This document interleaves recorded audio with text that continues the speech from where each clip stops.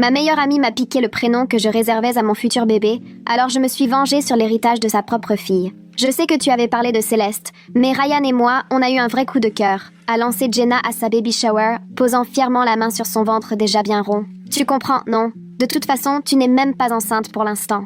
Je suis restée là, figée, avec mon cadeau sur les genoux, un kit cousu main orné de constellations, choisi exprès parce que Céleste signifie céleste. J'avais confié ce prénom à Jenna il y a 5 ans, la nuit où maman est morte. Ma mère m'avait toujours dit que si elle avait eu une autre fille, elle l'aurait appelée Céleste. Alors pour moi, ce nom était sacré. Bien sûr, Jenna savait très bien tout ça. Tu pourras toujours l'utiliser en deuxième prénom ou quelque chose comme ça, a-t-elle repris nonchalamment en servant du gâteau. Les invités ont échangé des regards embarrassés. Tout le monde savait que Jenna et moi, c'était fusionnel depuis la fac. Et tout le monde savait aussi que ça faisait des années que j'essayais d'avoir un enfant, alors qu'elle était tombée enceinte presque tout de suite. Oui, bien sûr, j'ai réussi à répondre. C'est un prénom superbe. Qu'est-ce que je pouvais dire de plus? Foutre un scandale à sa baby shower? Lui demander de changer? Le mal était fait. 2 mois plus tard, la petite Céleste naissait. Jenna envahissait Insta de photos et publiait « Notre petite étoile à tout bout de champ », reprenant à la lettre le thème céleste dont je lui avais parlé, la déco de chambre que j'avais imaginée, même les shootings mensuels avec des motifs d'étoiles dont j'avais rêvé. Elle s'est tout appropriée. 4 mois après la naissance de Céleste, enfin, mon test de grossesse vire au positif. J'en ai parlé uniquement à Dean, mon mari. Jenna n'a rien su. Elle me bombardait de messages en cherchant à savoir pourquoi je prenais mes distances. À la 2e écho, on apprend qu'on attend une fille. Dean a pris ma main. Et si on l'appelait Éléonore, le prénom de ta grand-mère? Peut-être, j'ai murmuré, mais mon esprit était ailleurs. 2 semaines plus tard, je croise Diane, la belle-mère de Jenna, au supermarché. On s'était déjà parlé 1000 fois lors des événements chez Jenna. Je lui demande comment va Jenna par politesse. Diane se fige. Elle va bien, mais je n'arriverai jamais à comprendre pourquoi elle n'a pas donné à sa fille le prénom de ma mère. 100 ans de tradition balancée comme ça. Margaret Rose. Toutes les aînées portent ce prénom chez nous, mais pour Jenna, c'est soi-disant ringard. Je connaissais toute l'histoire. Ryan voulait perpétuer la tradition. Sa grand-mère avait proposé de payer les études pour peu que le prénom soit transmis. Diane ramenait le sujet sur le tapis à chaque occasion. Jenna en rigolait souvent, disait que c'était son prénom cauchemar, car Diane ne lâchait jamais l'affaire. C'est pourtant un très beau prénom, ai-je répondu prudemment. Il a une vraie histoire. Les yeux de Diane se sont embués. Ma mère s'appelait Margaret Rose. Moi aussi, même si on m'appelle Diane. La sœur de Ryan voudrait perpétuer la tradition, mais elle n'est même pas mariée, alors peut-être que tout s'arrêtera avec moi. J'ai raconté la scène à Dean le soir même. Il a levé un sourcil soupçonneux. Tu ne songerais quand même pas à... J'ai juste haussé les épaules. L'air de rien. Margaret Rose. Tu trouves pas? C'est tellement élégant, indémodable. On pourrait l'appeler Maggie. Mais pour être honnête, à force d'y penser, j'en suis tombée amoureuse. Plus je le murmurais, plus il s'imposait. Margaret Rose, Maggie, la classe sans être coincée, doux et fort en même temps. Exactement tout ce que Jenna disait détester et moi j'adorais. On n'a rien annoncé à personne jusqu'à la naissance. Quand Margaret Rose est arrivée en pleine forme, j'ai simplement partagé une photo avec son prénom. Pas d'explication, pas de tag, juste une annonce sobre. Mon portable s'est mis à vibrer non-stop. Jenna a tenté de m'appeler 15 fois, sans réponse. Elle m'a envoyé « Sérieusement ?» Puis « Tu sais parfaitement ce que ça signifie dans la famille de Ryan. » Suivi de « Tu n'as strictement aucun lien avec eux. » Et enfin « Rappelle-moi. » Je n'ai répondu qu'une fois. « Félicitations pour ta Céleste. Je pense que tu comprendras, Dean et moi sommes juste tombés amoureux de Margaret Rose. Tu avais raison. Les prénoms n'appartiennent à personne. Merci de m'avoir appris ça. » Le vrai raz-de-marée a commencé avec Diane. La mère de Ryan nous a envoyé un superbe hochet ancien en argent qui appartenait à la toute première Margaret Rose. Elle était ravie que la tradition revive par une petite fille, de cœur. Elle nous a aussi offert de vieux vêtements de famille, des photos, une robe de baptême brodée que toutes les Margaret Rose avaient la portée depuis un siècle. Jenna était verte de rage. Elle ne parle que de ta fille à chaque repas de famille, m'a-t-elle écrit. Mais c'est comme ça. Maggie a vraiment été adoptée par leur clan, au point que Diane nous convie à tous les repas de fête. Maggie sur un piédestal, tandis que Jenna fulmine à côté. Ce qui nous a le plus scotché, ça a été le courrier de la doyenne de la famille, qui annonçait qu'un fonds en fiducie était ouvert au nom de Maggie pour ses 1 an, pile comme promis pour chaque Margaret Rose. 3 jours plus tard, Diane m'appelle, même pas un bonjour. Il fallait absolument qu'on vienne au déjeuner du dimanche pour que Maggie rencontre tous ses petits cousins et voit la collection de photos de famille. J'ai dit oui, par curiosité. Dean, quand j'ai raccroché, m'a regardé d'un air tout sauf convaincu. Le dimanche a filé, et voilà Maggie dans son cosy, direction chez Diane. Je n'en menais pas large. La maison était pleine à craquer de la famille de Ryan. Tante, oncle, cousin vus à peine au mariage de Jenna. Tout le monde voulait porter Maggie, la prendre en photo et rappeler combien c'était formidable qu'elle reprenne le flambeau. Diane avait exposé toute une galerie de portraits de chaque Margaret Rose depuis les années 1920. C'était à qui trouverait le plus de ressemblance avec Maggie. La mère de Ryan s'est même lancée dans l'arbre généalogique, comme si je faisais déjà partie de la famille. Et, franchement, même si je savais pourquoi, ça faisait du bien d'être accueillie comme ça. J'ai alors aperçu Jenna, recroquevillée dans un coin du salon, Céleste sur les genoux, plongée dans son téléphone sans dire un mot. Elle n'a levé la tête qu'une seule fois, quand un éclat de rire a fusé après une remarque de Diane sur Maggie. Son regard m'a glacée et peinait bien plus fort que je ne l'aurais cru. La sœur de Ryan m'a rejointe devant les photos et a lâché, sans détour. C'est bien que certaines traditions familiales aient encore de l'importance pour quelqu'un. Et tout le monde s'est figé dans la pièce. Je n'avais qu'une envie, disparaître sous terre. J'avais espéré voir Jenna malheureuse, mais la réalité me paraissait tout à coup beaucoup plus lourde. Diane a tenté de détendre l'atmosphère en proposant une seconde part. Quelques conversations ont timidement repris, mais la tension restait bien présente. Environ 1 heure plus tard, Jenna s'est levée brusquement, prétextant que Céleste était grognon et qu'il valait mieux rentrer. Ryan semblait perdu, surtout que Céleste dormait paisiblement, mais il n'a rien dit et a commencé à rassembler leurs affaires. Je les ai suivis dehors sous prétexte de les aider à porter les sacs jusqu'à la voiture, alors que, dans le fond, j'espérais secrètement que Jenna m'adresse un mot. Elle a soigneusement évité mon regard pendant que Ryan installait le siège auto et rangeait le sac. Puis, quand elle est montée côté passager, j'ai compris qu'elle pleurait, qu'elle essayait de le cacher sans grand succès. Ryan a refermé la portière, m'a jeté un regard entendu avant de prendre le volant, et ils sont repartis, me laissant planter dans l'allée avec un plat à gratin dans les bras que quelqu'un venait de me confier. C'est la première fois, depuis que j'avais annoncé le prénom de Maggie, qu'un autre sentiment m'a envahi. Une boule dans le ventre qui ressemblait furieusement à de la culpabilité. Je suis retournée finir le dîner,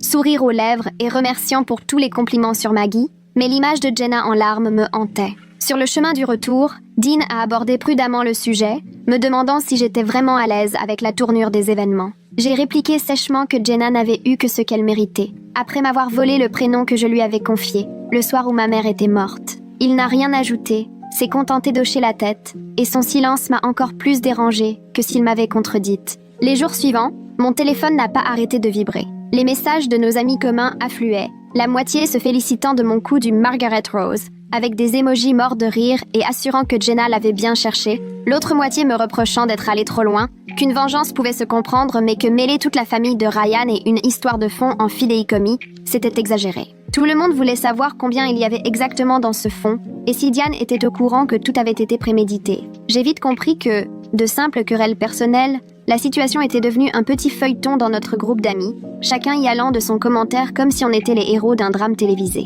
Ça me retournait l'estomac, et j'étais incapable d'expliquer ce dégoût à Dean, qui me demandait pourquoi je fixais mon téléphone d'un air si contrarié. Puis la sœur de Jenna m'a envoyé un message pour demander si on pouvait se voir, m'expliquant que Jenna n'allait pas bien du tout, et que la famille s'inquiétait d'une possible dépression postpartum. J'ai longuement contemplé ce message avant de me décider à accepter un café avec elle, convaincue que je n'étais pas un monstre et que je pouvais au moins écouter, même si je continuais d'en vouloir à Jenna. On s'est retrouvés dans un petit café entre nos maisons où sa sœur est allée droit au but. Elle m'a confié que Jenna passait son temps à pleurer, qu'elle ne participait plus aux réunions de famille avec Ryan et qu'elle s'excusait encore et encore pour cette histoire de prénom, même s'il était maintenant trop tard pour changer quoi que ce soit. Elle m'a demandé s'il existait un moyen d'arranger la situation, et franchement, je ne savais pas quoi lui répondre. Je tournoyais mon café en imaginant à quoi pourrait ressembler une forme de réparation, alors que tout semblait déjà figé, le prénom gravé, le fond ouvert. Sa sœur est repartie au bout d'une demi-heure,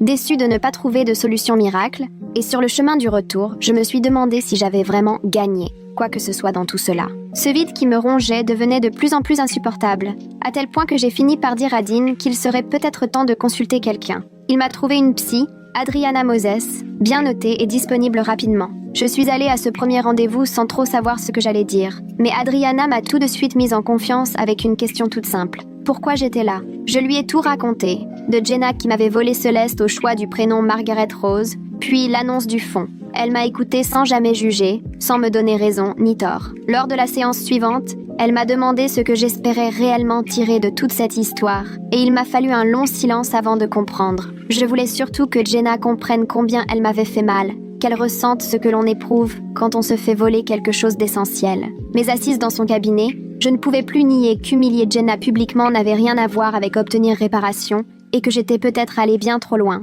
La satisfaction attendue ne venait pas. À la place, je revoyais Jenna en pleurs dans l'allée et je me demandais si, finalement, je n'étais pas devenue la méchante de l'histoire. Peu après, Diane m'a appelée pour nous inviter à Thanksgiving, précisant bien que c'était une tradition incontournable pour la famille Margaret Rose et que Maggie devait absolument être là.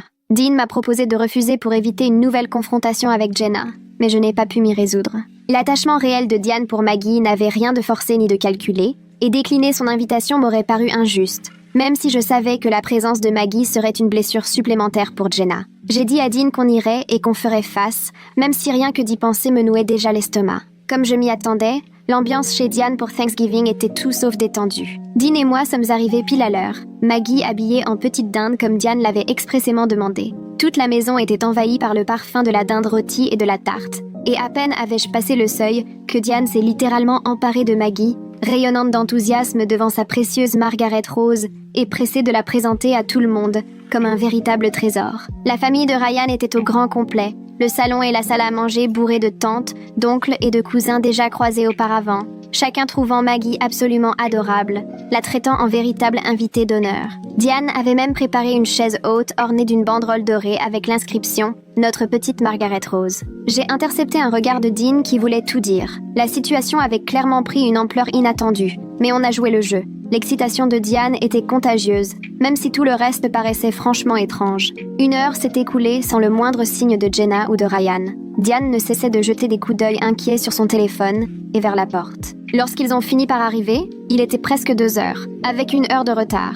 Jenna avait l'air à bout et Ryan sur les nerfs. Ryan portait Céleste en pleurs et Jenna fuyait soigneusement tous les regards. Diane n'a pas tardé à demander d'un ton pincé, propre aux mères agacées, mais qui veulent garder la face devant tout le monde, ce qui les avait retenus aussi longtemps. Ryan a marmonné une histoire de sieste de Céleste à respecter, mais j'ai bien vu la mâchoire de Jenna se contracter. Ce n'était manifestement pas la vraie raison. Ils se sont installés à l'extrémité de la table et l'ambiance, tendue au possible, m'a coupé l'appétit. Jenna repoussait machinalement la nourriture dans son assiette pendant que Ryan fixait obstinément sa nappe, et chaque fois que Diane évoquait Maggie ou la fameuse tradition des Margaret Rose, Jenna semblait se raidir un peu plus. À moitié repas, Céleste a éclaté en sanglots, et Jenna s'est levée d'un bond, déclarant qu'il était temps de partir. Ryan a tenté de négocier pour qu'ils restent au moins jusqu'au dessert, mais Jenna rassemblait déjà leurs affaires et filait vers la porte. J'ai saisi l'occasion de sortir, prétextant devoir prendre quelque chose dans la voiture, et c'est ainsi que j'ai assisté à une scène entre Diane et Ryan au pied de la voiture. Diane lui a demandé sans détour pourquoi il ne restait jamais jusqu'au bout, pourquoi il y avait toujours une excuse pour filer, la voix brisée comme si elle connaissait déjà la réponse, mais avait besoin de l'entendre de sa bouche. Ryan avait l'air à bout, debout là, le siège auto de Céleste dans une main, balbutiant à nouveau des histoires de siestes imprévisibles et de nuits trop courtes, mais personne n'était dupe. Tout le monde savait que l'explication se trouvait dans le salon, déguisée en petite dinde et célébrée comme la princesse de la famille, pendant que la fille de Jenna passait presque inaperçue. En remontant dans la voiture, Dean m'a demandé si ça allait. J'ai simplement répondu que je n'en savais rien. 2 jours plus tard, alors que je changeais Maggie, mon téléphone a sonné, un numéro inconnu mais local. J'ai hésité puis décroché, poussée par une intuition. La voix, légèrement tremblante mais chaleureuse, s'est présentée. C'était Aurélia, la grand-mère de Ryan. Elle m'a expliqué que Diane lui avait passé mon numéro, espérant que ça ne me dérangerait pas, mais qu'à 87 ans, elle tenait absolument à rencontrer le bébé qui portait son prénom tant qu'elle le pouvait encore. Elle l'a dit sans détour, avec une simplicité désarmante, comme si elle parlait d'une chose banale et non de la fin qui approche, ce qui m'a bouleversée. Elle a demandé si elle pouvait venir prochainement, pourquoi pas cette semaine, et sa sincérité m'a touchée au point que je n'ai pas pu imaginer lui dire non. Sans réfléchir, j'ai proposé le jeudi après-midi et lui ai donné notre adresse. Puis en raccrochant, j'ai réalisé que j'en avais les mains qui tremblaient. Dean, intrigué, m'a demandé qui venait d'appeler. J'ai évoqué la visite d'Aurélia, ce qui lui a valu un regard sceptique et la question fatidique. « Tu te sens prête ?» Je n'en savais rien. Je ne savais même pas à quoi j'aurais dû me préparer. Mais j'ai répondu oui, parce que refuser à une femme de 87 ans la rencontre de celle qui perpétue son prénom me semblait tout bonnement inconcevable. Peu importe le chemin qui nous avait menés là. Le jeudi est arrivé plus vite que prévu. J'ai passé la matinée à briquer la maison comme si Aurélia allait inspecter chaque centimètre au peigne fin. Dean est rentré plus tôt du travail pour l'occasion et quand la sonnette a retenti à 14h pile, mon cœur a raté un battement, comme à l'arrivée d'une invitée de marque. Aurélia était minuscule, à peine 1,50 m sous la toise, les cheveux blancs tirés en chignon soigné et des yeux bleus qui semblaient tout saisir en un clin d'œil. Elle avançait lentement, appuyée sur sa canne, et a décliné l'aide de Dean pour s'installer sur le canapé, lançant d'un ton vif « Je ne suis pas encore morte, je peux me débrouiller toute seule ». À peine assise, je lui ai amené Maggie, et j'ai vu son visage se transformer. Elle a ouvert les bras, j'y ai posé ma fille, et Aurélia a fondu en larmes, silencieuse, les joues baignées de tendresse alors qu'elle contemplait Maggie. Avec une délicatesse incroyable, elle a caressé son visage, effleurant chacun de ses traits, puis a murmuré qu'elle retrouvait en elle le visage de la toute première Margaret Rose, bébé. Elle s'est lancée alors dans un récit ininterrompu, dont je n'aurais jamais rêvé entendre pareille intensité. Elle m'a parlé de sa mère, la Margaret Rose née en 1920, de la traversée de la Grande Dépression, de cette idée que porter ce prénom, c'était incarner la force d'une rose, tout en ayant la stabilité de Marguerite d'Antioche, et que cette force avait permis à sa famille de tenir le coup dans les moments les plus rudes. Elle a évoqué à quel point avoir hérité ce prénom l'avait marquée, pourquoi elle se faisait appeler Aurélia pour éviter les confusions, et la façon dont la lignée s'était poursuivie, de mère en fille, jusqu'à Diane. Elle a expliqué ce que c'est d'endosser un prénom de génération en génération, à travers guerre, souffrance et petit bonheur, chaque Margaret Rose laissant sa propre empreinte tout en perpétuant l'histoire familiale. Elle n'a pas quitté Maggie des bras, la berçant doucement, partageant des souvenirs de mariage, d'enterrement, et même de simples mardis devenus spéciaux simplement parce qu'ils avaient été vécus par une Margaret Rose. Quand Aurélia m'a finalement rendu Maggie, elle m'a pris la main et m'a remercié d'avoir redonné vie à ce prénom, de l'avoir préservé pour qu'il ne disparaisse pas avec sa génération. J'ai alors ressenti tout le poids de ce que cela représentait, et ce n'était plus une affaire de vengeance, ni de Jenna, ni de toutes les raisons qui m'avaient poussée à le choisir au départ. Après le départ d'Aurélia, j'ai tenu 10 minutes avant de m'effondrer en larmes. Des larmes incontrôlables, les vraies, celles qui coupent la respiration, où le nez coule et où, même avec la meilleure volonté du monde, on n'arrive pas à se reprendre. Dean m'a retrouvée assise sur le carrelage de la salle de bain et s'est installé près de moi, me serrant contre lui pendant que j'étouffais mes sanglots dans sa chemise. Je lui ai avoué que j'avais choisi ce prénom dans l'idée de blesser Jenna, pas pour perpétuer le souvenir d'un siècle d'histoire familiale, ni pour transmettre une part de ce qui comptait tant pour des gens que je n'avais jamais rencontrés. Il m'a caressé le dos, me laissant pleurer tout mon soûl. Et quand enfin j'ai pu reprendre mon souffle, il m'a dit que ce prénom pouvait porter les deux significations à la fois, qu'on pouvait l'avoir choisi pour de mauvaises raisons, tout en y attachant aujourd'hui quelque chose de beau, et que les intentions et les conséquences ne faisaient pas toujours bon ménage. Je lui ai demandé comment vivre avec ça, comment accepter d'avoir transformé une chose précieuse en arme, et il m'a simplement répondu, comme tout le monde vit avec ses erreurs, en essayant de faire mieux la prochaine fois. Je n'étais pas persuadée de le croire, ni même d'être capable de dissocier vengeance et transmission, mais je l'ai laissé me serrer fort parce que je n'avais pas la moindre idée de ce que je devais faire d'autre. Une semaine plus tard, l'avocat du fond s'est manifesté, se présentant sous le nom de Fabian Painter, nous expliquant qu'il devait nous rencontrer pour quelques questions administratives. On a pris rendez-vous dans son cabinet pour le mardi suivant, et ce jour-là, Dean et moi sommes arrivés, Maggie à l'arrière, tous les deux nerveux et tendus. L'étude de Fabian était installée dans l'un de ces vieux immeubles du centre, boiseries sombres et fauteuils en cuir imprégnés d'odeurs de livres anciens. Il avait dans les 60 ans, cheveux gris, lunettes glissées au bout du nez, et il a étalé devant nous une pile de documents impressionnants. Il nous a expliqué qu'Aurélia avait créé ce fonds il y a près de 20 ans, à la naissance de Ryan, pour protéger celui ou celle qui ferait vivre le nom Margaret Rose. L'argent avait eu le temps de fructifier, soigneusement géré, et pesait à présent un peu plus de 200 000 $. Fabian a détaillé chaque clause. Maggie pourrait s'en servir pour ses études, créer son entreprise ou acheter un logement, avec des versements prévus à 18, 25 et 30 ans. Il a précisé qu'Aurélia avait été très claire. Elle voulait que cet argent aide la nouvelle Margaret Rose à bâtir sa vie et à profiter de chances que n'avaient pas eues les générations précédentes. À mesure qu'il déroulait ses explications, je sentais la situation m'échapper. Le cadeau reçu portait la trace de mes plus mauvais choix. Sous la table, Dean a serré ma main, j'ai serré la sienne, et on a signé tous les papiers qui assuraient l'avenir de Maggie tout en alourdissant ma culpabilité. 3 mois ont passé sans aucune nouvelle de Jenna, et j'ai fini par croire que notre vie ressemblerait désormais à ça. 2 anciennes amies qui s'évitent dans une petite ville. Jusqu'au soir où mon téléphone a vibré, un message de Jenna, on peut parler. Pas de point d'interrogation, aucune explication, seulement ces 3 mots qui m'ont fait battre le cœur à tout rompre. Je suis restée 20 minutes à contempler l'écran, à relire le message en boucle, le pouce indécis sur le clavier. Dean, voyant mon trouble, m'a demandé ce qui se passait. Je lui ai montré le texto, et il m'a répondu que je devais faire ce qui me semblait juste, qu'il me soutiendrait quoi que je décide. Finalement, j'ai accepté de la voir, mais j'étais si nerveuse que j'ai dû réécrire ma réponse 2 fois pour corriger les fautes. Elle a aussitôt proposé qu'on se retrouve au parc de la rivière, à mi-chemin entre nos maisons, le lendemain à 10h.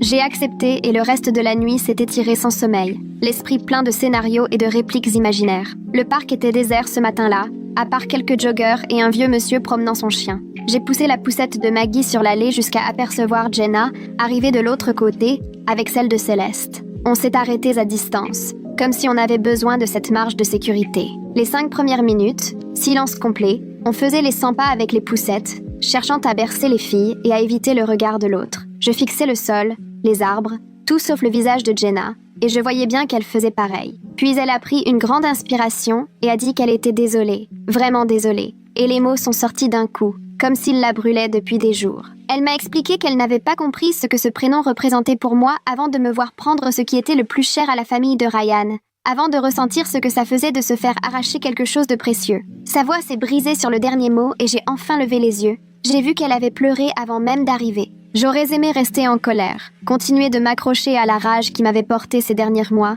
mais à la voir là, avec ses yeux gonflés et ses épaules basses, la colère s'est dissipée. Je lui ai dit que j'étais désolée moi aussi. Les mots me semblaient étranges dans ma bouche, mais sincères. Je lui ai avoué que j'avais cherché à lui faire du mal parce qu'elle m'en avait fait et que j'y étais arrivée, mais que ça ne m'avait rien apporté. Elle s'est remise à pleurer, et moi aussi. Alors on est restés comme ça, au milieu du parc, nos filles endormies chacune dans leur poussette, toutes les deux en larmes à cause du bazar qu'on avait créé. Céleste a bougé, Maggie a fait un petit bruit, mais aucune ne s'est réveillée, insouciante alors que leur mère se retrouvait émiettée à quelques mètres l'une de l'autre. J'ai sorti des mouchoirs du sac allongé, j'en ai tendu un à Jenna, on a un peu ri, gênés par le ridicule de la situation. 2 adultes qui pleurent dans un parc par un matin de semaine. Quand la tension est retombée, Jenna a repris la parole, plus assurée cette fois. Elle m'a confessé avoir choisi le prénom Céleste par pur réflexe de jalousie à l'égard de la relation que j'entretenais avec ma mère, agacée de voir que j'avais des histoires et des liens qui comptaient,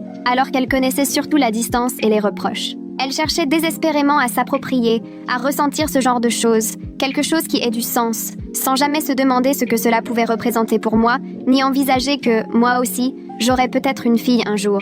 Elle a parlé d'égoïsme et d'inconscience. Elle a reconnu que cela n'excusait rien, mais qu'au moins cela expliquait un peu la situation. Je l'ai écoutée. J'ai senti que quelque chose bougeait en moi. Pas vraiment du pardon, mais une compréhension qui s'installe quand on saisit la part d'ombre de l'autre et qu'on se rend compte qu'on n'est peut-être pas si différent. Je lui ai dit que je comprenais, que j'avais moi aussi fait une chose similaire, mais dans l'autre sens, pris quelque chose qui comptait pour elle, sans me soucier de ceux que ça pouvait atteindre autour. Nous sommes restés sans un mot, perdus dans le silence à regarder nos filles endormies, et je me suis rappelé combien il était facile de transformer des prénoms nés de l'amour en véritables armes de représailles. Au bout du compte, nous avons vraiment parlé, longtemps, presque 2 heures, comme avant que tout ne parte en vrille. Nous étions d'accord pour reconnaître que notre amitié ne retrouverait sans doute jamais son éclat d'origine, qu'il y avait trop eu de blessures des 2 côtés, mais on voulait tenter de rester respectueuses, voire peut-être amicales un jour, qui sait. Après tout, nos filles allaient grandir ensemble dans le même quartier, elles se côtoieraient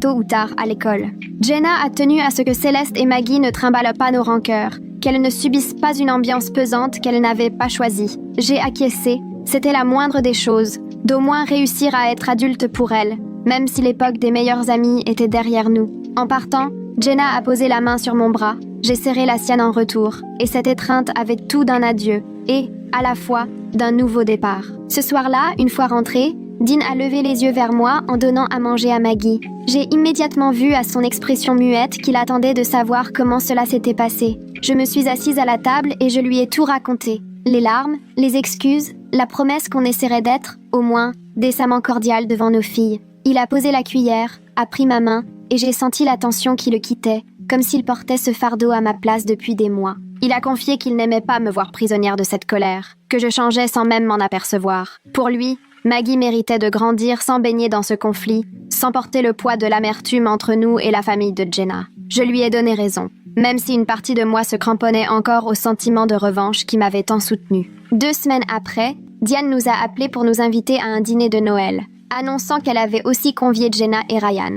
Avant d'accepter, j'ai envoyé un message à Jenna pour m'assurer qu'elle voulait bien de cette cohabitation des 2 familles. Il lui a fallu 1 heure pour répondre, mais elle a fini par dire oui, qu'il fallait bien se lancer à un moment ou un autre, et qu'avec un grand repas de famille, ce serait sûrement plus simple qu'en face à face. J'ai rappelé Diane pour confirmer, l'estomac noué rien qu'à l'idée d'affronter tous ces regards, guettant la moindre étincelle entre Jenna et moi. Le jour de Noël est arrivé, glacial et magnifique. Dean a pris le volant pour nous conduire chez Diane, Maggie bien calée dans son siège auto, toute souriante. Jenna et Ryan étaient déjà là, Céleste profondément endormie contre son père. Les premiers instants ont été empreints d'une politesse un peu forcée, chacun cherchant ses mots, marchant sur des œufs. Puis Diane s'est affairée auprès des deux bébés, passant de l'une à l'autre avec la même tendresse, gazouillant d'abord avec Céleste, puis s'occupant de Maggie, et pour chacune une petite tenue de Noël cousue de ses mains. Je l'ai observée faire ses va-et-vient, prodiguant à chacune la même patience, le même amour, et j'ai senti une tension me quitter doucement. Son amour à elle ne s'économisait pas. Elle n'avait jamais vécu tout cela comme une compétition, même lorsque Jenna et moi avions tout transformé en rivalité puérile. Après le repas, Ryan est venu me chercher dans le couloir près de la salle de bain pour me demander s'il pouvait me parler. Nous nous sommes installés dans le bureau de Diane, il a refermé la porte derrière nous, puis il s'est tourné vers moi, les traits tirés. Il m'a remercié d'avoir eu cette discussion avec Jenna au parc, disant que ça l'avait vraiment soulagée, qu'elle redevenait elle-même. Il a avoué que toute cette histoire de prénom avait mis leur couple à rude épreuve, sa famille remettant inlassablement la question sur la table à chaque occasion, donnant à Jenna l'impression de ne jamais être totalement acceptée. J'ai vu l'émotion fissurer sa voix.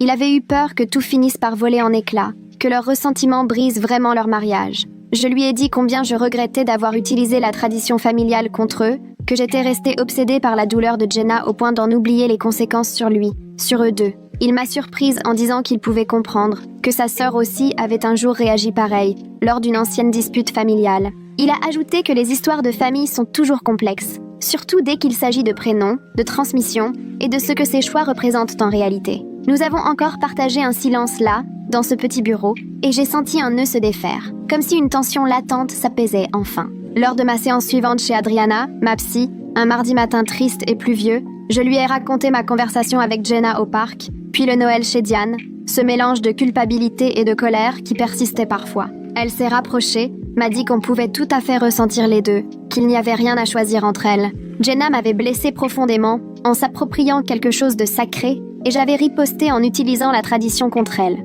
Aujourd'hui, il s'agissait de se reconstruire avec ses cicatrices, pas de les ignorer. Guérir, ce n'était pas faire comme si tout ça n'avait jamais existé, mais accepter la complexité de ce qui s'était passé entre nous, apprendre à avancer malgré tout. La visite des 6 mois de Maggie s'est déroulée la semaine suivante. Le pédiatre l'a mesurée, pesée, a assuré que tout allait à merveille. En mettant à jour le dossier, il a fait une remarque sur son prénom et m'a demandé si Margaret Rose était un nom de famille. J'ai hésité un instant avant de répondre « oui », car c'était vrai sur le papier, même si, à l'origine, c'était né d'une envie de revanche. Le prénom avait finalement pris une ampleur que je n'avais jamais envisagée au départ. Il s'était chargé de sens et d'existence bien au-delà de la rancune qui m'avait poussé à le choisir. Le médecin a esquissé un sourire en disant que c'était charmant, que les prénoms classiques étaient à nouveau tendance. Ce soir-là, une fois Maggie couchée, j'ai sorti le carnet tout neuf que je venais d'acheter et je me suis mise à écrire, en l'adressant à Maggie, pour lui expliquer avec des mots simples toute la subtilité de l'histoire de son prénom. Des mots qu'elle comprendrait, un jour, en grandissant. Je lui ai parlé de ma mère, du prénom Céleste et de la blessure que Jenna m'avait infligée en le donnant à sa fille. J'ai raconté cette rencontre inattendue avec Diane au supermarché, la découverte du rite des Margaret Rose, et comment, entre vengeance et vrai coup de cœur, j'avais retenu ce prénom. Je voulais qu'elle perçoive la beauté de son héritage familial, mais aussi toute la complexité, parfois un peu chaotique, de la manière dont elle était entrée dans cette histoire. Je tenais à ce qu'elle comprenne que les gens, comme leurs choix, sont rarement entièrement bons ou mauvais, jamais vraiment simples. 3 semaines plus tard, Jenna m'a envoyé un message pour un café, juste toutes les deux, cette fois sans larmes. On s'est retrouvées à mi-chemin, chacune poussant sa poussette, les petites bien protégées du froid de février. Notre discussion tournait autour du quotidien de maman. Rythme de sommeil, poussée dentaire, éruption mystérieuse des bébés. On a soigneusement évité le sujet des prénoms, comme si on contournait un obstacle que ni l'une ni l'autre n'avait envie d'affronter. Ce n'était pas encore de l'amitié à l'ancienne, mais ce n'était plus non plus de l'hostilité. On avait l'impression de ramasser les morceaux pour tenter quelque chose de neuf. Le mois suivant, Aurélia m'a appelé pour un déjeuner, juste entre nous, sans Dean ni Maggie. On s'est retrouvés dans un petit resto près de chez elle, et elle a passé 2 heures à me raconter les histoires des 4 Margaret Rose qui avaient précédé ma fille, évoquant la force de sa mère pendant la Grande Dépression, sa propre enfance pendant la guerre, les traditions qui se transmettent malgré tout de génération en génération. Après le repas, elle a sorti une boîte en carton pleine de photos et de souvenirs de famille, des trésors conservés pour l'enfant qui porterait le prénom. Elle m'a tendu la boîte en disant que Maggie devait savoir d'où elle venait, même si la route n'avait rien eu de linéaire. Son œil pétillait quand elle a ajouté que parfois, l'univers avait ses raisons qu'on ne comprenait pas tout de suite. Le soir même, j'ai tout étalé sur notre lit pour montrer à Dean ce que contenait la boîte, alors que Maggie dormait dans son berceau. On a admiré ensemble les portraits de ces femmes qui avaient traversé guerre, paix et vie quotidienne sous ce même prénom. Il y avait là des lettres, des habits de bébé, une petite brosse en argent ayant appartenu à la toute première Margaret Rose. Dean a pris une photo d'une jeune Aurélia serrant sa fille dans les bras, les yeux embués. Il a murmuré que l'univers avait peut-être vraiment ses mystères, et qu'à travers ma vengeance, il avait rassemblé Maggie à ses racines, transformant la douleur en une histoire belle et solide. La semaine suivante, Sarah nous a envoyé un message pour inviter tout le groupe à l'anniversaire de sa fille, qui soufflait ses 2 bougies en précisant que Jenna et Ryan seraient aussi là, une première depuis la fameuse histoire. Dean m'a demandé si je préférais éviter l'événement, mais j'ai répondu qu'on ne pouvait pas se fuir éternellement quand on habitait la même ville et qu'on avait les mêmes amis. La fête avait lieu dans un parc avec un château gonflable et une maquilleuse pour enfants. À notre arrivée, Jenna était déjà là, poussant Céleste sur une balançoire pour bébé. On s'est croisé un regard au-dessus de l'aire de jeu, un petit signe de la main maladroit, puis on s'est chacune repliée sur notre fille. J'ai passé quasiment toute la fête à échanger sur les nuits hachées et les dents qui percent avec d'autres mamans, en évitant soigneusement de m'approcher de Jenna. Au moment du gâteau, on s'est retrouvés côte à côte, un peu surveillés par les autres parents, mais on s'est simplement jointes au chant, à distribuer des petits morceaux de gâteau et essuyer les moustaches de crème de nos filles. En rentrant, Dean a remarqué que ça s'était mieux passé que prévu. J'ai opiné, même si moi, je n'avais pas réussi à me détendre un instant. 2 jours plus tard, Diane m'a appelé pour me demander si j'accepterais d'emmener Maggie à sa matinée hebdomadaire, de Mamis au café, le jeudi matin. Elle m'a expliqué qu'elles étaient 6 grands-mères à se retrouver pour montrer des photos de leurs petits-enfants et qu'elles rêvaient de présenter Maggie en vrai. J'ai hésité, trouvant la chose un peu étrange, mais son enthousiasme a fini par me convaincre de tenter l'expérience. J'ai donc habillé Maggie d'une petite robe fleurie qui appartenait à la première Margaret Rose, une tenue que Diane avait gardée précieusement. Au café, Diane m'a présenté à ses amis qui se sont tout de suite attendris devant Maggie, se la passant de bras en bras. Une femme m'a demandé quel lien j'avais avec Diane, et elle a répondu du tac au tac. « C'est ma belle-fille de cœur », une phrase qui m'a touchée autant qu'elle m'a troublée. Les dames se sont intéressées au prénom de Maggie, et Diane a raconté, rayonnante, toute la saga familiale. La voir ainsi exhiber ses photos et parler de Maggie avec autant de fierté m'a émue. J'en ai ressenti de la gratitude. Il ressortait enfin du positif de tout ce chaos, même si tout n'était pas net au début. La semaine d'après, Jenna m'a envoyé pour la première fois depuis des mois un message direct, me proposant qu'on organise une rencontre entre nos filles, juste toutes les 2, sans Dean, Ryan, ni la famille. J'ai fixé mon téléphone, sidérée par son geste. Une partie de moi avait envie de refuser, tant la gêne était encore présente, mais j'étais aussi curieuse de voir s'il restait une chance, même minuscule, de reconstruire quelque chose à partir des ruines de notre amitié. Je lui ai répondu que j'étais prête à essayer. On s'était donné rendez-vous le samedi suivant, dans un parc qui faisait office de terrain neutre, à mi-chemin entre chez elle et chez moi. Ce matin-là, en prenant la route, j'étais prise d'une nervosité étrange, sans trop savoir à quoi m'attendre ni comment me comporter. En arrivant, j'ai vu que Jenna était déjà installée, assise sur un banc avec Céleste dans la poussette. On s'est salué, puis on a installé une couverture sur l'herbe et posé les 2 bébés au milieu, avec quelques jouets pour les occuper. Les 10 premières minutes, on s'est surtout contenté d'observer les petites,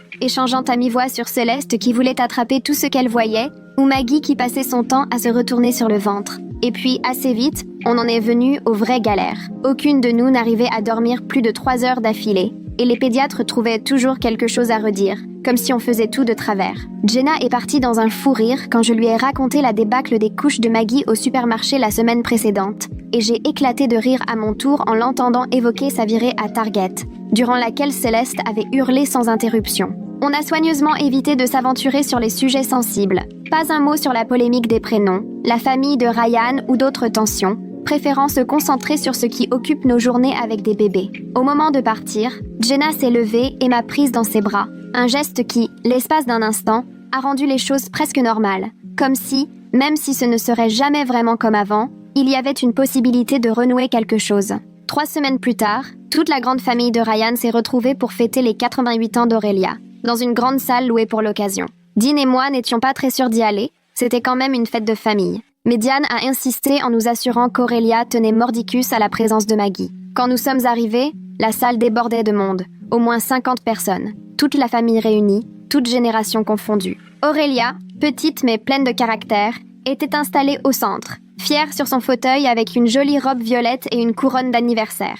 Après le déjeuner, quelqu'un a annoncé qu'il fallait rassembler toutes les Margaret Rose pour une photo de famille, et Aurélia m'a fait signe de m'approcher. Un photographe pro avait installé spots et fonds, et je me suis retrouvée avec Maggie dans les bras à côté de Diane et de 2 autres femmes que je ne connaissais pas. On nous a organisé par âge autour d'Aurélia, et, d'un coup, j'ai réalisé à quel point j'étais entrée dans cette vieille tradition, par un chemin totalement improbable. Aurélia a pris Maggie dans ses bras pour la photo, et la voir câliner ma fille avec un tel bonheur m'a noué la gorge. Après la séance, la sœur de Ryan m'a rejointe près de la table des desserts. Elle s'est présentée comme Nicole et a tenu à s'excuser pour ses remarques un peu piquantes lors de ce fameux premier dîner, juste après la naissance de Maggie. Elle m'a avoué qu'elle avait toujours rêvé d'appeler sa fille Margaret Rose, une envie qui remonte à son adolescence, mais que le bonheur d'Aurélia à accueillir ce prénom chez un nouveau-né qui poursuivrait l'histoire familiale lui avait fait comprendre que ce nom avait trouvé la meilleure place. Elle m'a dit que si elle avait des enfants un jour, elle choisirait autre chose, et j'ai senti qu'elle était sincèrement apaisée. Je l'ai remerciée de sa franchise et me suis excusée aussi de la situation, mais elle a simplement haussé les épaules en lançant « Les familles, c'est jamais simple ». Plus tard le soir, après avoir couché Maggie, je me suis assise avec Dean sur le canapé, repensant à tout ça, et je lui ai confié que ça me paraissait fou que tant de gens se soient projetés ou aient revendiqué ce prénom. Diane qui voulait perpétuer la tradition, Nicole qui y tenait depuis toujours, Jenna qui subissait la pression depuis des années, et au final, Maggie s'était retrouvée porteuse de cet héritage, presque par accident, au milieu de toute cette histoire et des blessures, pour en faire quelque chose de nouveau. Dean a souri et m'a dit « Elle aura de quoi raconter quand elle sera grande ».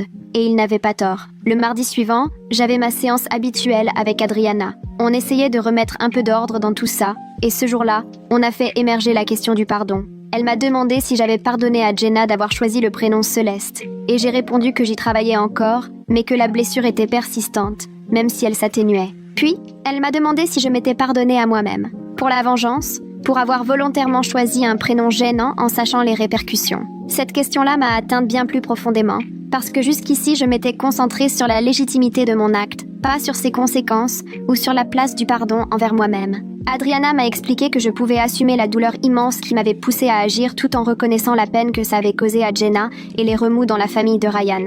Que les deux choses n'étaient en vrai en même temps. J'avais été blessée, mais j'avais blessé à mon tour. Et grandir, c'était accepter ces deux vérités simultanément. 2 semaines plus tard, mon téléphone a sonné pendant que je préparais le repas. C'était Jenna, en pleurs, mais cette fois de joie. Elle m'a dit « Céleste vient de dire son premier mot, maman, et j'ai tout de suite pensé à t'appeler. Tu sais à quel point ce moment compte. » On a parlé 20 bonnes minutes des premiers mots, des grandes étapes, de la vitesse à laquelle elles grandissent, et la conversation a retrouvé cette aisance, cette intimité sincère qu'on avait perdue depuis si longtemps. Le fait qu'elle m'appelle, qu'elle ait envie de partager ça avec moi, ça m'a vraiment touchée. On ne revenait pas en arrière, mais on posait les bases de quelque chose de nouveau, une envie d'aller de l'avant ensemble. Cette même semaine, Dean est rentré rayonnant. Il venait d'obtenir enfin la promotion qu'il briguait. On a fêté ça avec un dîner à emporter un peu trop luxueux et une bonne bouteille de vin après le coucher de Maggie. Dean a alors sorti son ordinateur et m'a montré le résultat de ses recherches. Un plan d'épargne universitaire pour Maggie, totalement distinct du fonds mis en place par Aurélia. Il voulait que Maggie ait aussi quelque chose venant de nous deux, sans aucun rapport avec les histoires compliquées de famille ou de prénom. On a passé une bonne heure à ouvrir le compte et faire notre premier versement. Et c'était rassurant, ce sentiment d'offrir à notre fille quelque chose sans drame, simplement 2 parents qui pensent à son avenir. Quelques jours plus tard, je me suis installée tranquillement pour écrire une longue lettre à Aurélia, afin de la remercier de tout ce qu'elle avait fait pour Maggie. Je lui ai confié à quel point cela me touchait qu'elle nous ait accueillis dans l'histoire de sa famille, qu'elle ait partagé avec nous toutes ces anecdotes sur les Margaret Rose du passé. Je tenais vraiment à ce qu'elle sache à quel point nous lui étions reconnaissants, pas seulement pour le fond en fiducie, mais aussi pour ce sentiment d'appartenance qu'elle avait su insuffler à Maggie vis-à-vis de cet héritage. Sa réponse est arrivée 2 semaines plus tard. Une lettre à l'écriture hésitante qui m'a étreint le cœur. Elle écrivait que le prénom Margaret Rose trouvait toujours la route des enfants faits pour le porter, que, d'une manière ou d'une autre, l'univers savait remettre les choses à leur place, même quand on imagine agir pour de mauvaises raisons. Elle ajoutait qu'elle était persuadée que Maggie était née pour perpétuer ce nom et que voir notre famille s'inscrire dans cette tradition lui procurait une joie immense. J'ai pleuré en lisant ces mots, puis j'ai glissé la lettre dans le carnet de bébé de Maggie pour qu'elle puisse la retrouver plus tard. Le mardi suivant, Jenna m'a envoyé un message pour me proposer de tester un cours de yoga maman-bébé avec elle. J'ai failli décliner d'instinct, mais quelque chose m'a incité à accepter. On s'est retrouvés au studio avec nos 2 filles. Le cours n'avait rien d'extraordinaire, juste un groupe de mamans épuisées qui essayaient tant bien que mal de s'étirer pendant que les bébés jouaient sur les tapis. Après, on s'est posé au café voisin pour des smoothies, mais la serveuse s'est trompée sur toute la ligne et on s'est retrouvés avec des verres verts au goût de gazon et d'amertume. Jenna a grimacé et a lâché. L'instructrice n'a pas arrêté d'insister sur ce moment sacré entre mamans, alors que la mienne était littéralement en train de dévorer le tapis. Ça m'a fait éclater de rire. Elle a suivi et on est restés là, à rire ensemble comme 2 gamines, dans une légèreté retrouvée qu'on n'avait plus connue depuis plus d'1 an. En rejoignant nos voitures, Jenna m'a dit « Tu sais, tout ça va vraiment me manquer, juste pouvoir rire avec toi de trucs absurdes. » Et je me suis rendu compte à quel point ça m'avait manqué aussi. 2 semaines avant le premier anniversaire de Maggie, Diane m'a appelé pour demander si elle pouvait organiser une fête, invitant toute la famille élargie pour célébrer la petite nouvelle Margaret Rose. J'ai tout de suite prévenu Jenna pour ne pas la prendre au dépourvu, et elle m'a dit qu'il viendrait, que Céleste devait absolument être là elle aussi. Le jour J, la maison de Diane était pleine de décorations et il y avait bien plus de nourriture qu'il n'en fallait pour 20 personnes. Les cousins de Ryan étaient là venus avec leurs enfants, sa sœur était là avec son nouveau compagnon, et Aurélia, installée dans son fauteuil, rayonnait en observant l'agitation autour d'elle.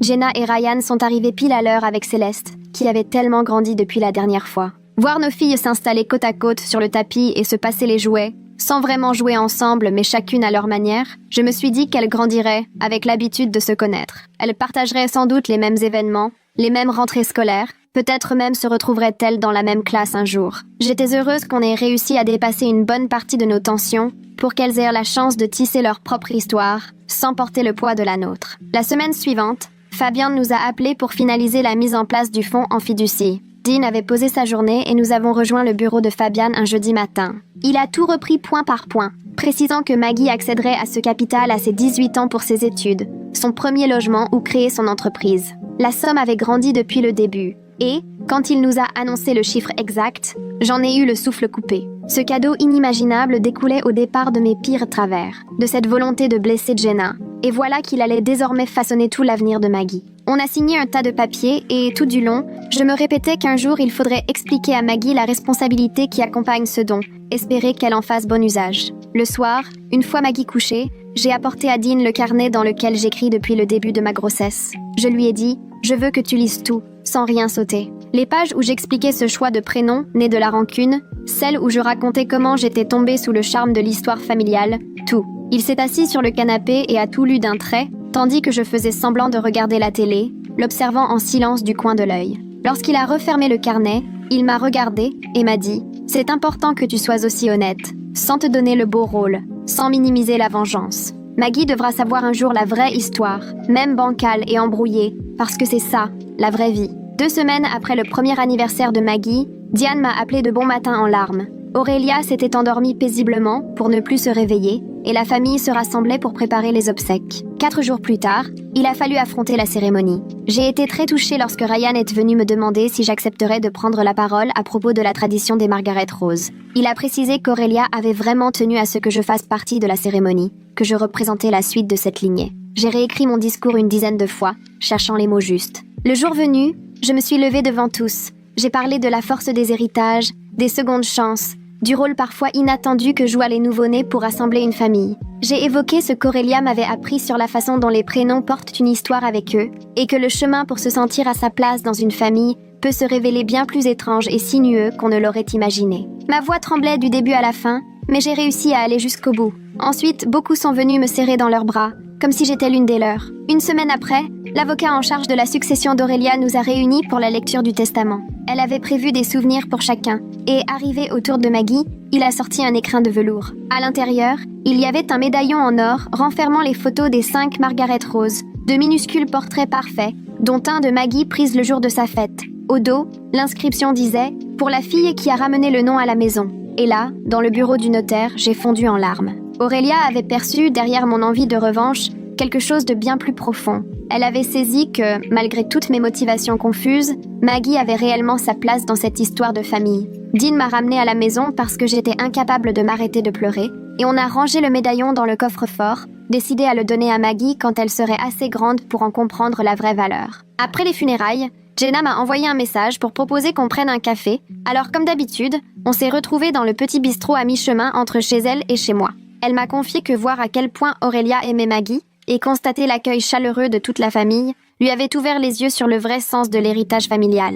Pour elle, ce n'était plus une question de contrainte ou de pression, ce qu'elle avait toujours ressenti avec Diane, mais plutôt une histoire de transmission, d'appartenance, d'être incluse dans quelque chose qui traverse les générations. Et là, à ma grande surprise, elle a ajouté qu'elle était profondément heureuse que ce nom passe à quelqu'un qui serait entouré de toute cette histoire, d'amour aussi, et qu'au fond, tout devait peut-être se dérouler ainsi, même si le parcours avait été semé de peine et de colère. 6 mois ont filé, durant lesquels on aurait presque cru que tout était revenu à la normale entre nous. On organisait des goûters tous les 15 jours, on échangeait des messages sur nos galères de jeunes mamans, et petit à petit, une nouvelle amitié s'est recréée entre nous, différente sans doute, mais bien réelle. Un mardi, Jenna a appelé pour savoir si elle pouvait passer. Elle est arrivée avec Céleste, toute fébrile, et m'a finalement annoncé qu'elle attendait un 2e bébé. À peine 2 mois de grossesse, mais elle tenait à ce que je sois la première au courant. Et surtout, elle voulait qu'on choisisse les prénoms ensemble cette fois, au lieu de tout décider seule. Toute l'après-midi, on a feuilleté des livres de prénoms et traîné sur Internet, à éliminer les choix improbables, à rire de certaines propositions vraiment farfelues, à prendre le temps de vraiment discuter de ce qui nous parlait. Jenna voulait un prénom qui ait du sens, mais sans que toute l'histoire familiale ne pèse dessus, et je l'ai aidée à réduire la liste à quelques coups de cœur qui leur ressemblaient parfaitement. Avant de partir, elle m'a serré fort et m'a murmuré qu'elle était heureuse qu'on ait réussi à retrouver ce lien, une amitié nouvelle, différente d'avant mais sincère. Maggie, à 14 mois, a fait ses premiers pas hésitants dans le salon. Dean et moi, on a applaudi comme si elle venait de décrocher l'or aux Jeux Olympiques, et elle était si fière d'elle avant de s'écrouler sur sa couche. La regarder s'y remettre, décidée à atteindre le canapé, me faisait mesurer tout le chemin parcouru, depuis la revanche jusqu'à l'instant présent. Impossible de regretter le choix de ce prénom. Il nous avait offert Diane et Aurélia, le fonds fiduciaire, et finalement ce chemin vers Jenna. Parfois, les décisions les plus imprévisibles débouchent sur les plus belles surprises, et j'apprenais peu à peu à faire la paix avec tout ça. La douleur et la réparation, la vengeance et le pardon, la manière dont la vie s'organise rarement selon nos plans. Maggie s'est relevée, a avancé encore de 3 pas avant que Dean la rattrape, et son éclat de rire a empli la maison d'une joie qui n'avait plus rien à voir avec les prénoms ou les histoires passées, mais simplement avec le bonheur d'être aimée, telle qu'elle est.